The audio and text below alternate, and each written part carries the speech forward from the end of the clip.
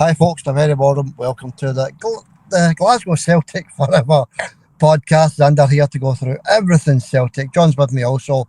We'll go through the Glasgow Derby at the weekend. We'll look ahead to Aberdeen on Wednesday.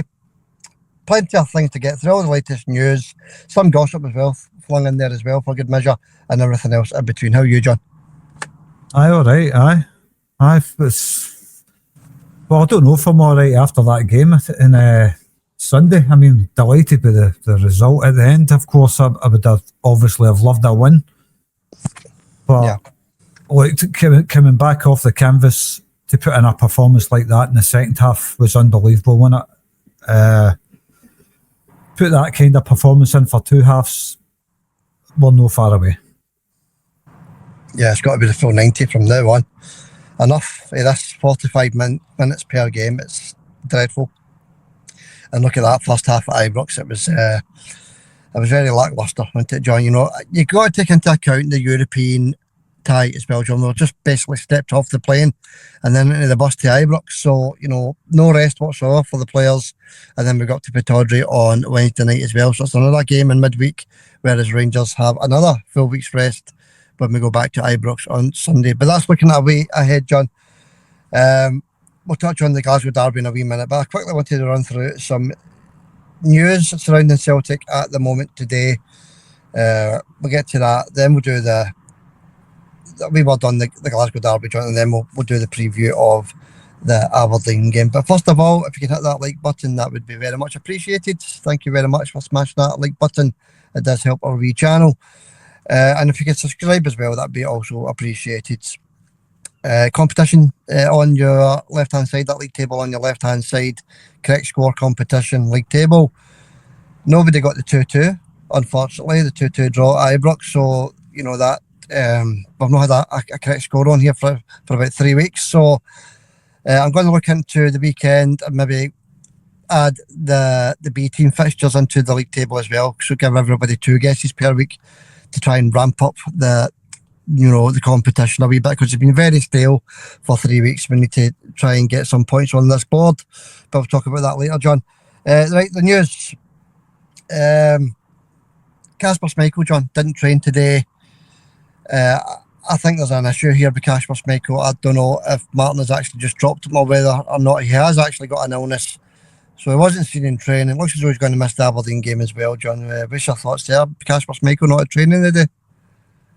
I've no thoughts really. You know, I'm not a big fan of his anyway. That's this season he's been absolutely terrible. He's conceded. If Celtic conceded the most goals in the league this season, I've even looked at the league table for so long. I don't know. I know we're sitting third on 55 points. Or was it 57 points? I can't remember. That's how much I've looked at the league table. But I know we're sitting 8 points behind Hearts. I know that. And he's a big contributor to that, Xander, with the goals he's conceded. No just him. I'm not just blaming Kasper Schmeichel. Whole defence. They need to have a quick word with ourselves, Xander. But to me, the way he's been playing, it's no great loss that he's missing anyway. But I hope it's nothing serious on his part. I hope he's okay. We all like Big Kasper. He's a lovely big guy and all that. Just no up for the task now. Xander, he's past it. Yeah, you know, an illness, you know, he could still be out, of course, but, you know, for me, it looks as though he's been dropped. But we'll wait and see come the Glasgow Derby at the weekend, John. But it looks as though he's going to be out for the Aberdeen game anyway. Right, quickly moving on, John. We've a lot to get through and very little time to do it. Celtic are prepared to accept offers for Daizen Maeda in the summer, John. Obviously, Daizen Maeda's in the last year of his contract, so it looks as though the club are just going to try and get some sort of fee in for Daizen Maeda. It's not been great this season. Obviously, he's not been the worst player either, mind you, but he's not been great. It looks as though the club are open to offers for Daizen. Aye, well, look, he's had a good innings at Celtic. He gave us 3 good years, I think. I think he's been a cracking player for Celtic, one of our best players. But he's got his mind elsewhere. He's not happy at Celtic now. And I've always thought, if a player's not happy at Celtic, I don't think they should be starting in games. I've just always thought that. No, everybody thinks that way. I certainly do, though. If a player's not happy at a team, he shouldn't be starting games under. That's just my personal take on that. Yeah, that's it, John. and hasn't looked happy for a wee while. His performances have been, I mean, the percentage of his performances this season compared to last season is night and day. He must be running on about 50% this year. Last year it was 100%. So, we're just hoping the running in his last few games, if it is indeed his last few games, he can leave with a league championship, John. So, yeah, hopefully Dyson puts in some top performances from now to the end of the season, John. Quickly moving on, Andrew Robertson, he's been linked to the club today as well, John. The move in the summer once his contract runs out at Liverpool. Andy Robertson, John, I know he's a fair age now as well, isn't he? But would you be happy to see Andrew Robertson return to Celtic? Well, he's a has-been at the end of his career, Xander. That's the way I look at guys like that. Has-beens at the end of their career, looking for somewhere to go because they can't get a game where they are. I don't know is he starting at Liverpool right now? I would imagine so. I'm not sure. But I don't know either, by the way. But I don't like this players at the end of their career coming to Celtic. I've never liked that. The only one that worked out for was Lubo Moravcik. That's the only one from memory that's worked out for at Celtic was Lubo. Nobody had ever heard of him at the end of his career, 33 years old when he came to Celtic. Who's this guy at 33 years old and all that stuff? Turned out one of our best ever players. But you've got guys like James McCarthy, who else did it? Roy Keane. He was alright, I suppose, at Celtic. Obviously past his best. But there's been quite a few contenders for has-beens at the end of their career coming to Celtic and absolutely flopping, Xander. Yeah, so, Janino was another one, wasn't he? Janino. I don't think he was at the end of his career right enough. But he was a flop, a total flop. Yeah, it wasn't if he was in his 30s, John. So in football terms, that's, Was he? Was he as old as that? Yeah, he was, yeah. So there was a few, you're right, John, there was a few there that came to Celtic and done absolutely nothing, But in Andy Robertson's favour, he still plays well for Scotland. He still puts in a shift. So he might be one of these guys at the end of his career, but I'm never a big fan of has-beens coming to Celtic. But he puts in a shift for Scotland. He's Scotland's captain. And he's a cracking left-back as well, to be honest with you. This is one I would maybe welcome, to be honest with you. I've never been a fan of it, like I says, but Andy Robertson, I'm a big fan of his. Xander, I think he's a cracking left-back. I think he would add a lot of quality to Celtic. Even though he's, 33, 34? Yeah, I think he's 34. Yeah. I think he would maybe give Celtic something for a year. But where was he when in his heyday? If he's a big Celtic fan, why was he not at Celtic in his heyday? Yeah, it's all about wages, isn't it, John? Clearly, Celtic can't offer him the wages that Liverpool offer him. So we'll wait to see what happens in the summer with that anyway, John. Just thought I'd mention that wee quick rumour. Obviously, it's just a rumour.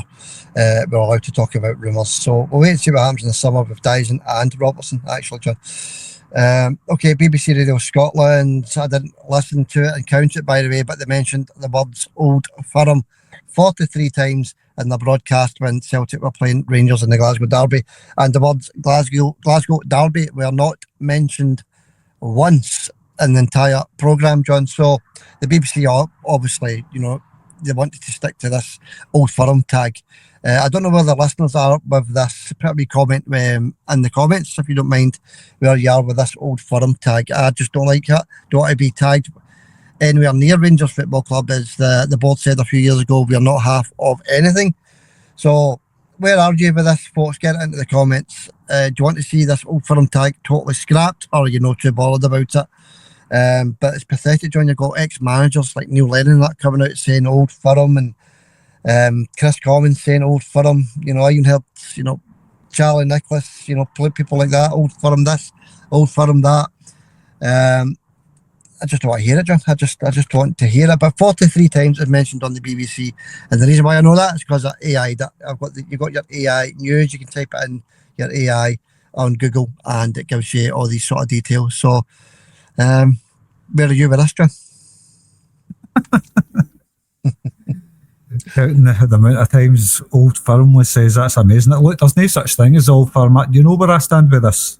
There's absolutely no such thing as Old Firm. It doesn't exist.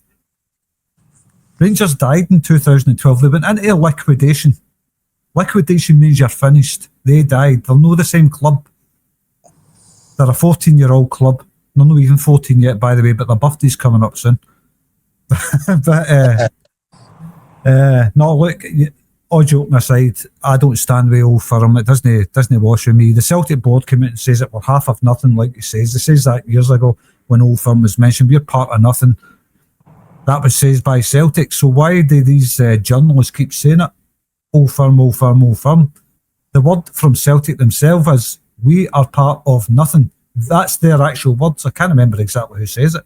Don't know if it was Peter Lawwell or what.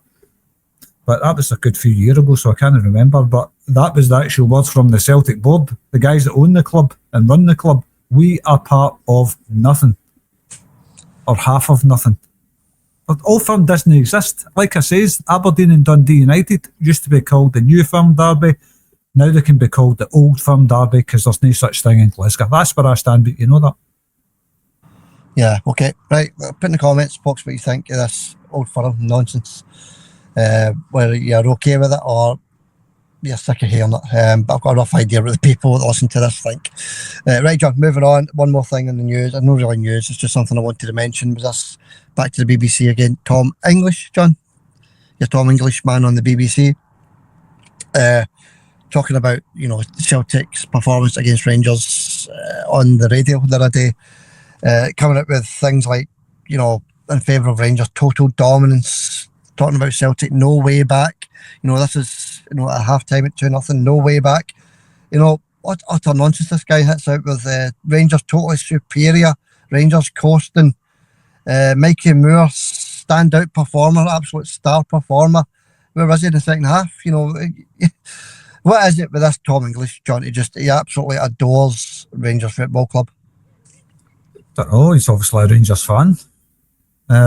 Otherworldly, that was the one we were talking just before we came on. And I says the only thing I remember that stood out with him was that finish from Chermiti was otherworldly. Right, it was a nice finish, but otherworldly. This is Chermiti, the guy's an utter donkey. And I've no idea how this guy is scoring goals against Celtic, but he can't do it against anybody else. And to be fair to Big Chermiti, I don't like him as a player. I wouldn't have him at Celtic. That finish was a nice finish. And his second finish was a lovely finish as well. Well, we'll get into the game anyway, but we could talk about Tom English here. I don't watch it at the BBC unless it's a rerun of a game that Celtic's won. I'll listen to the radio playback on YouTube. That's the only time I watch it at the BBC. I've said that several times here. Aye.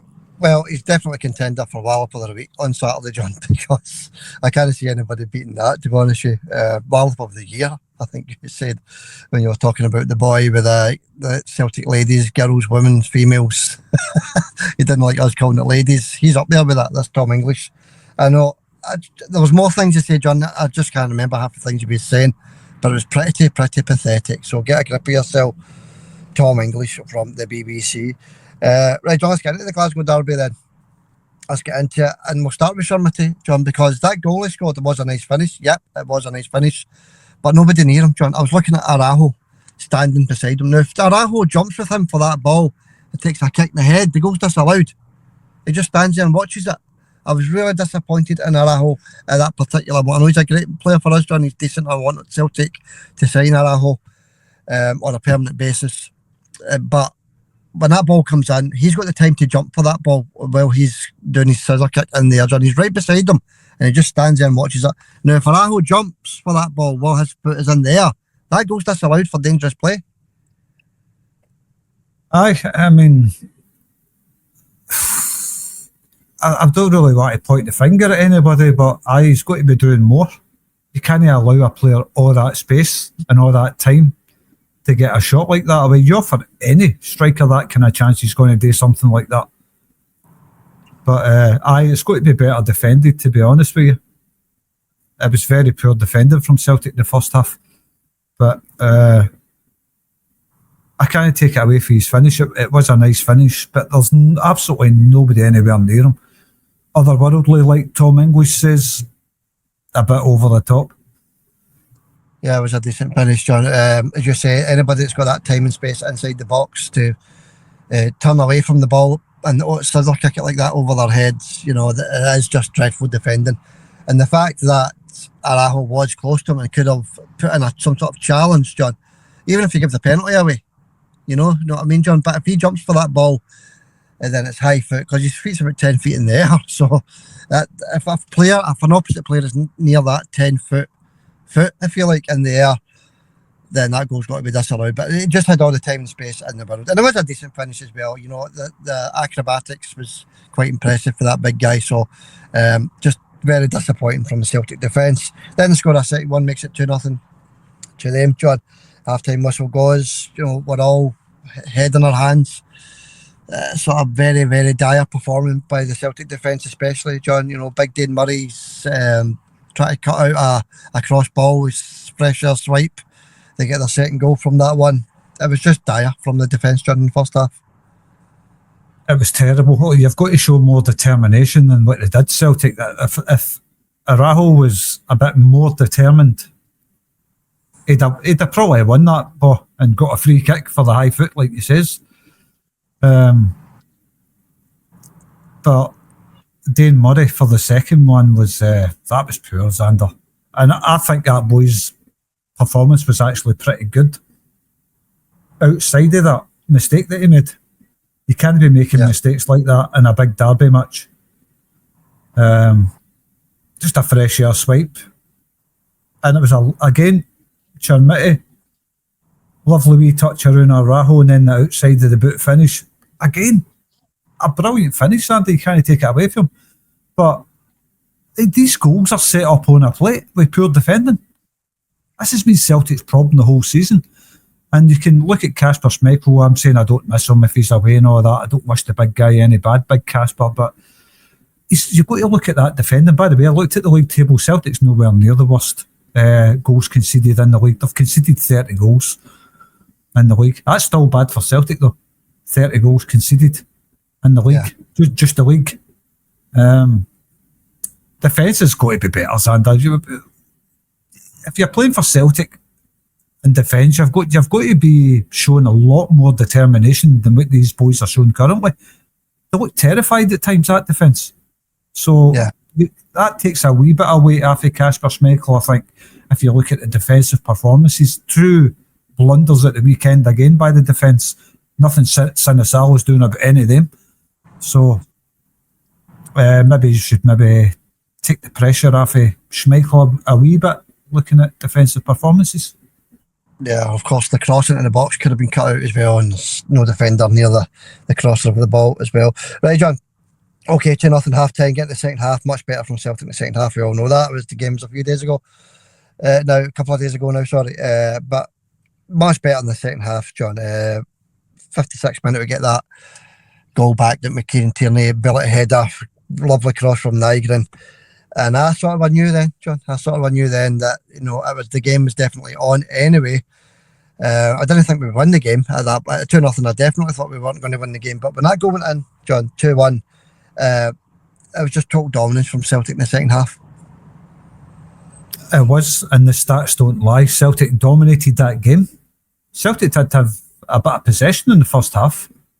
Not as much as the Rangers, but they did have possession. I think it was about 40% in the first half or something like that. But at the end of the game, I think it was like 56% possession to Celtic in the end. Yeah. Celtic had a lot more shots as well. So if you look at the stats, Celtic were the dominant team in that game. Yeah, it was a brilliant second half. And if we start at Ibrox like that on Sunday and against Aberdeen on Wednesday, we'll be okay, as you say, John. But the equaliser, penalty, VAR. Now, I know for a fact, John, this was Clancy that pointed this out in the VAR. He was the VAR assistant. It definitely wasn't Stephen McLean, because he didn't even want to give it when the referee went to watch it on the screen. That's penalty. It's a clear handball, changes direction of the ball, cuts off the goalkeeper's head. It's a stonewall penalty all day long. I don't know why it took him so long to make that decision, John, to be honest with you. But the right decision is made in the end, and Rio hits it home, puts it home after the third attempt, John. So just more drama for Celtic at the end of another football game. Aye, it was pure drama. It's a stonewall penalty for a start. Anybody that's in denial about that, guys like Fat Sally McCoist who's raging about it. It's a stonewall penalty. Dijsselmeier's headed it away from the keeper, and it's hit. What's his name? It's Sterling. Hit Sterling in the arm. It's a stonewall penalty all day. If it doesn't hit his arm, it's going in the net. Yeah.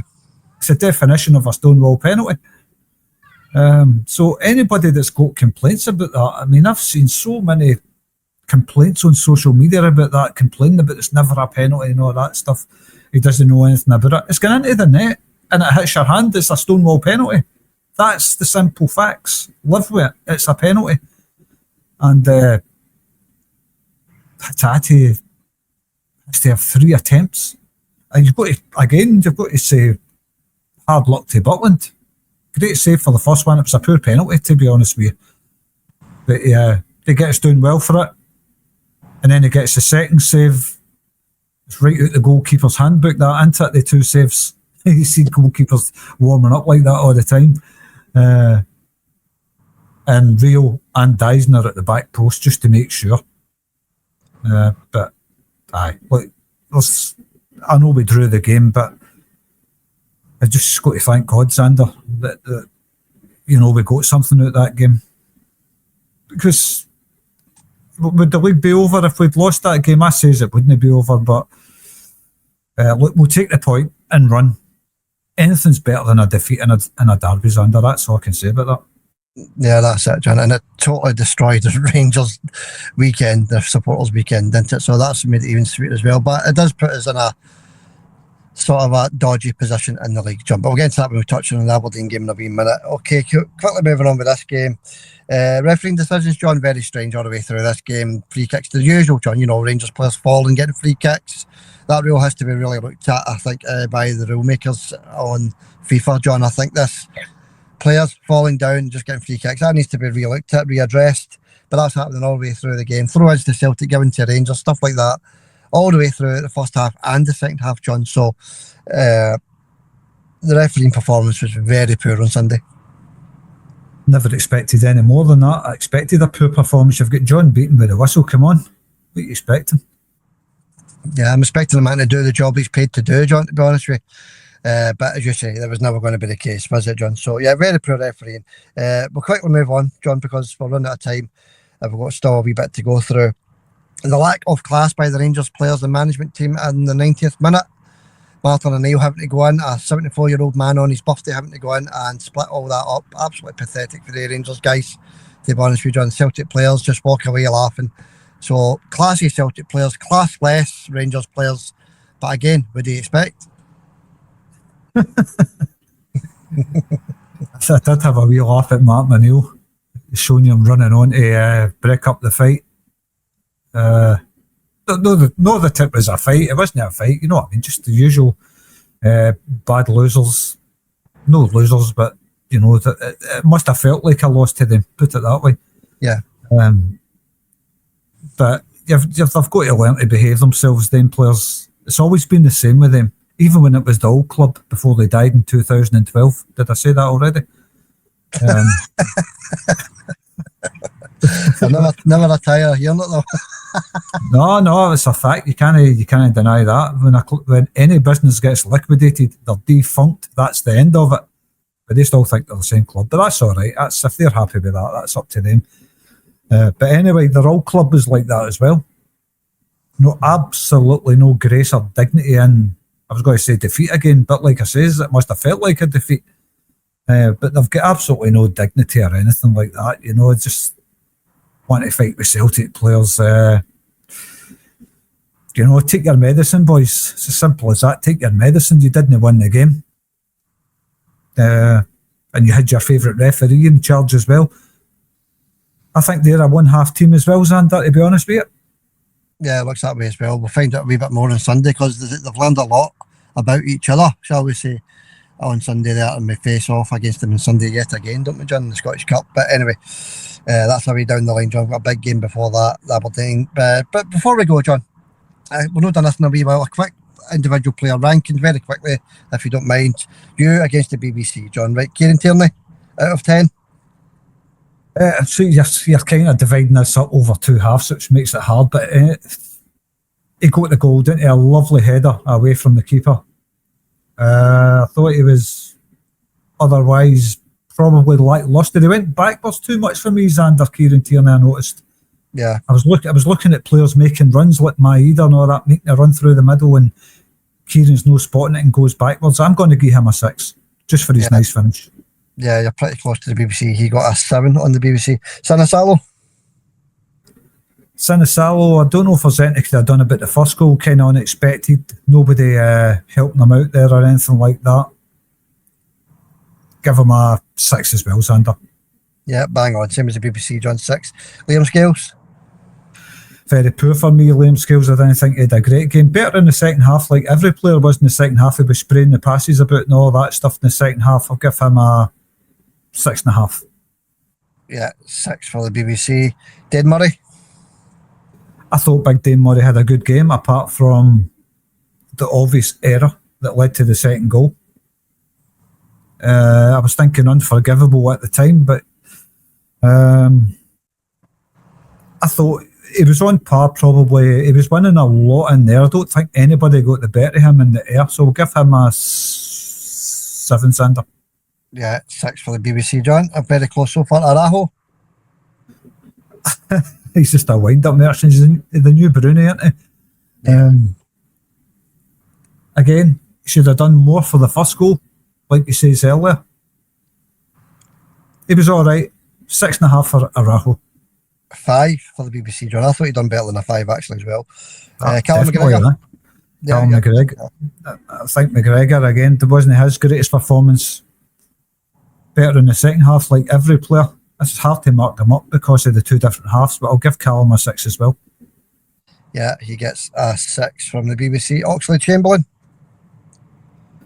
Oh, he should never have started. We talked about that before the game, and somebody in the comments asked, none of these is picking Chamberlain. Yeah, but that's why. But you know exactly why we're not picking Chamberlain. Like, these people see a guy that's got a name, a big name. This is what we're talking about, guys like Andy Robertson and all that. Although Andy Robertson, I'd welcome him to Celtic, but you know what I mean? A big name in football. So is Oxlade-Chamberlain. Don't go by the name. You says as well before the game, he's not going to start this. There's no way he's going to start this. He's nowhere near ready for it. And what happens? He starts it. He gets a 3 from me, Xander. It was terrible. Yeah, he gets a 4 from the BBC. It was quite poor. We'll go into that in more detail, John, at the weekend. We're just running out of time. Nigel? It was a nice wee cross for the Tierney goal. Yeah. I don't know. He still doesn't offer enough for me, Xander, but I'll give him a 6. He was okay in the second half. Yeah, 6 for the BBC as well. Dyson? 5, just 5. Yeah, 5 from the BBC, John. And Yang? 4. 5 from the BBC. Yeah, pretty poor, wasn't it? Especially that first half.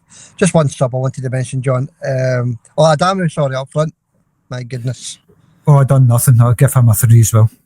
Yeah, I guess a 4 from the BBC. But that was very poor. Disappointed in that boy. And Tenecti, John, who came on as a sub. Done well when he came on Tenecti. I thought he added that wee bit of fear into their defence. They didn't know how to cope with him at times. Give him a 6.5, Xander. Yeah, he gets a 7. And Rio, John? I thought Rio made a difference. Then again, you had Chamberlain on the first half. He made a difference, but in a different way. Yeah. I think Rio Hatate knows that derby inside out, and he added composure, and he just kind of pushed him back a bit. I thought he created space for other players as well. I'll give him a 7, and I thought he was good when he came on. Yeah, he gets a 6 from the BBC. Okay, that's fair enough, John. It's quite close. Whereas Shamitis, who only played one half, and Mikey Moores were getting 10s and 9s, John. Pathetic, absolutely pathetic. Anyway, John, let's move it on because we're running rapidly out of time. Aberdeen on Wednesday night, John. This now turns into an even bigger game for us. 3 points must be taken down the road to Celtic Park by 10 o'clock on Wednesday night. That's what we're looking for. 8 o'clock kick-off. The game is also on Sky Sports Football, John, and Sky Sports Main Event. Nick Walsh is your man in the middle. He's your referee. Chris Graham is on the VAR with McFarland and Drummond on the lines, John. So that's your officials for Wednesday night.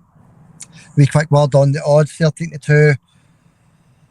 Aberdeen, I forgot who we were playing there. 13-2 Aberdeen, 15-4 the draw, and 1-2 Celtic.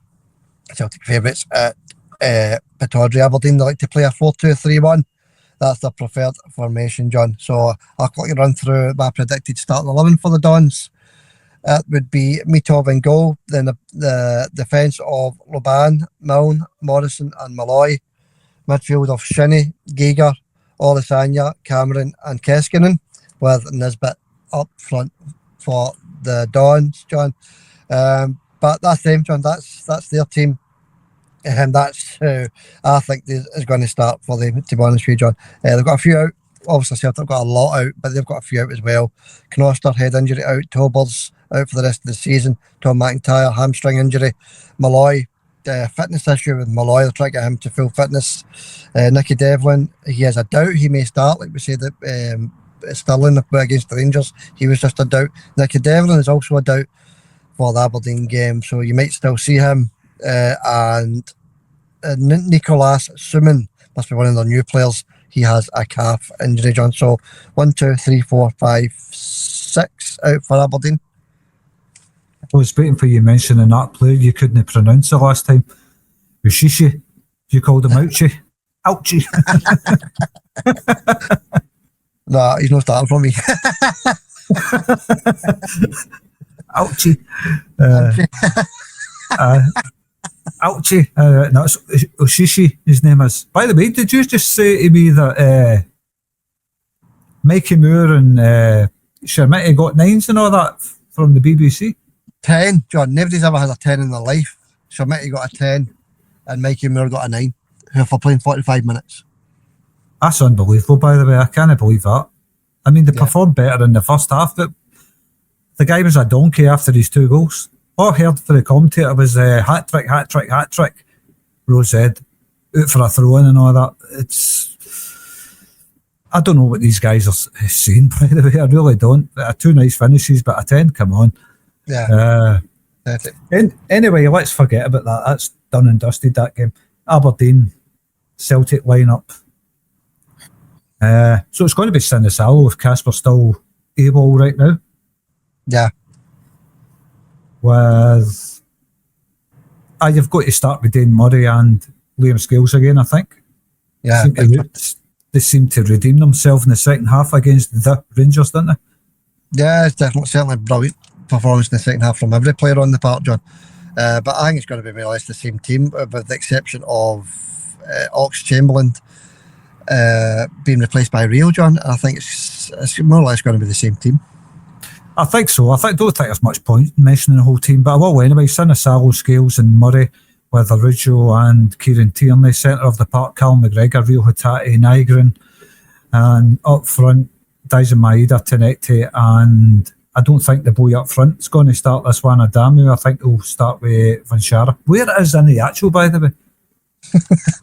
I think it's just fitness issues, John Iniacho. He looks fit to me when he comes on, and I mean that in a physical sense.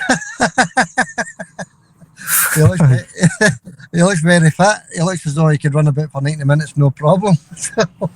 so I don't know, John, but it's like right back to what I said at the start of the preview of the Aberdeen game there, John. It's 3 points. It's got to be 3 points. And no matter what happens, John, we've got to get the 3 points. Oh, aye, it's a must. A draw's not acceptable here. I'm not saying it's over if we draw, but get the win, we go second in the league. Hearts will be looking over their shoulder at Celtic. Celtic, traditionally, like I keep saying, they come strong this time of the year.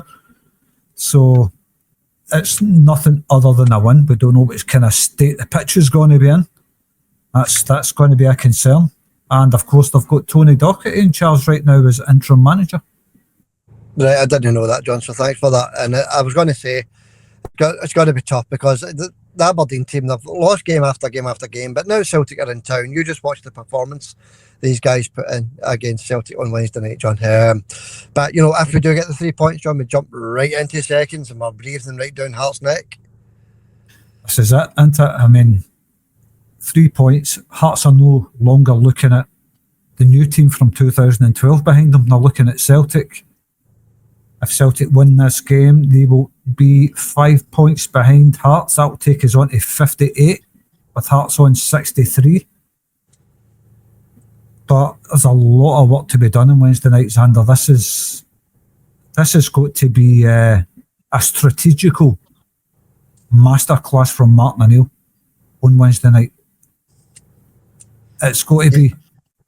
I don't know, is there such a word as strategical? There is now. There certainly is now, if there wasn't before. Lovely. No, you're right, John. It's got to be done. He's got to get his managerial head screwed on tightly here and get the 3 points no matter what. I am really can't take any more of these last minute winners and equalisers, John. We need to start putting these games to bed earlier. Aye, it's got to be a masterclass from Celtic, Xander. It really has on Wednesday night. I'm sure they took a big lift from that game at Ibrox. I know it was only a draw, but it's a lift for the players because they were written off by half time. Me included, by the way. I couldn't see Celtic coming back for that. They just looked clueless. Although they did have a couple of good moments in the first half, but the second half was a totally different Celtic. But they've got to get up to Pittodrie even better than that second half against Rangers. They've got to put on a masterclass, and a Glasgow Celtic masterclass. And I've got to do that in every game from now to the end of the season. We're seeing teams like Motherwell nearly overtaking us. That's no Celtic. They players have got to have a good word with themselves and start performing and earn the wages that they're paid. They're earning big wages right now. There's a lot of the players. And you can't start with guys that's no fit, guys that's no up for a battle. Every single player has got to be up for a fight, Sander. It's got to be a Celtic masterclass on Wednesday. It can't be half-hearted. They've got to go for Aberdeen's jugular right from the start and maintain that. That performance has got to be maintained for 90 plus minutes, and nothing less will do to get us second in the league. And we've got to put in similar performances again right up until the end of the season. Things have got to change, and have got to change from Wednesday. This is where it starts. Yeah, well said, John. Well said. And they just get the manager in time to play Celtic.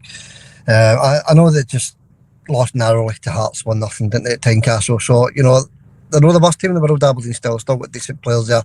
But everything you said there, John, I just totally agree with everything you said. That brings us a nice one to predictor then, John. The league predictor, as I said, nobody got it right, so we'll do the league predictor first with Aberdeen Celtic game, and then we'll do the 1-1 predictor where you got one right, I got one right at the weekend, so you're still 6 ahead, but I make it 26-20, I think it is, John, and the 1v1 with us too. But we'll go with the league table first, John. Predictor, Aberdeen versus Celtic. Aye. Well, by the way, Tony Docherty, I think he's been in charge for 3 games under. I think his best result so far was a nothing each draw with Dundee United, which I watched. Pathetic, man. Yeah, hopefully the pathetic style of play continues at Pittodrie tonight, John, hopefully. Well, that was at Tannadice, mind you, on that Tattyfield. Yeah. But Tony Docherty's been up there for 3 games under. I think it's 3 games. But there you go. Anyway. Result. Well, if it's the said masterclass that I'm hoping that Celtic put on, I'm not saying they will do that, by the way. That's Celtic know they've got to do that. Martin O'Neill knows it's got to be a masterclass. Things have got to change from Wednesday onwards. I think the result of the weekend might have given the players a wee boost. I think Celtic to win it 2-1 under. 3-0 for me, John. Celtic, I think this is the spark we've been talking about for months now. I think the weather's changing, the weather's getting better. It's nicer outside. The wee spring spark will start at Pittodrie on Wednesday night, John. With any luck, John. I hope you're right, by the way. I hope you're 100% right. I'd love to see it, Xander. A wee 3-0 win would be absolutely beautiful. And if we do win that game with a clean sheet and a few goals, I think we might be seeing the return of Celtic, the Celtic we know. Yeah, I think so, John. Just fingers crossed that we get the 3 points, John, then we can take it from there. Anything after 3 points is a bonus, John. Performance, style of play, goals. But priority, 3 points. Right, midweek predictors on very quickly. Let's get this done and dusted. Dundee United, St Mirren Tuesday night. Dundee United win 1-0. Draw for me 1-1 in that one, John. Arbroath against Brunnies Air United Wednesday night. Arbroath win. Arbroath to win it 2-1. Air to win it 2-0. And Lenny's Dunfermline against Old Firm. Lenny's Dunfermline against who is it they're playing? I can't read my own writing. Ross County, John. Oh, Ross County at the bottom of the table. Yeah. Just got to go for a Lenny win here because Ross County are so poor right now. I'll go for a 3-1 to Dunfermline. Old Firm, Lenny, by the way. Old Firm, Old Firm, Old Firm. That was pathetic. Dunfermline 2, Ross County 3, John, for me in that one. Ross County will pick up the 3 points because they're battling for their life down there. And finally on Friday, Scottish Cup, quarterfinals, Falkirk against Dundee United. Again, 2 Dundee United games and the one predictor. Unheard of stuff here. But there you go, John, because we're not back on to Saturday, so I brought this on. Falkirk against United in the Cup. Falkirk to win 3-1. I'll say it's tough, isn't it? Is that Brockbourne or Falkirk Stadium, whatever it's called these days? I'm going to say Falkirk as well, John. 1-0 to Falkirk in that one. Although they do have goals in them, Falkirk, don't they? Right, John. But Dundee United can be dogged, by the way, so it might be tougher than you think. Yeah, that's it. We'll wait and see. That's the predictor done for the midweek. Anyway, good luck to Celtic Wednesday night. John, wee final sum up for you, buddy? I don't. Again, like I says to you earlier, we've just got to put in a masterclass against Aberdeen. They've got to teach teams like this a lesson. They really, really have got to start teaching them a lesson. Flex their muscles. Show them why we're champions. We haven't done that all season. It's got to start on Wednesday, Xander. That's all I'm hoping for. Just to see the Celtic that we know and love gone for 90 minutes, putting on a show for the Celtic fans. A wee masterclass. Will it happen? We'll wait and see, Xander. I don't know, but looking forward to it. Glad we got the result against the Rangers on Sunday. Just a wee draw, but considering we were practically out of the game at half time, I think that spirit will carry Celtic over the line against Aberdeen. Okay, perfect, John. Brilliant. We'll wait and see what happens on Wednesday night. We'll be back on to talk about it on Saturday, folks, to do the Glasgow Derby preview again. Twice in a week. Unreal, isn't it, John? Right, John, catch you on Saturday, buddy. Catch you Saturday, Xander. Hail, hail.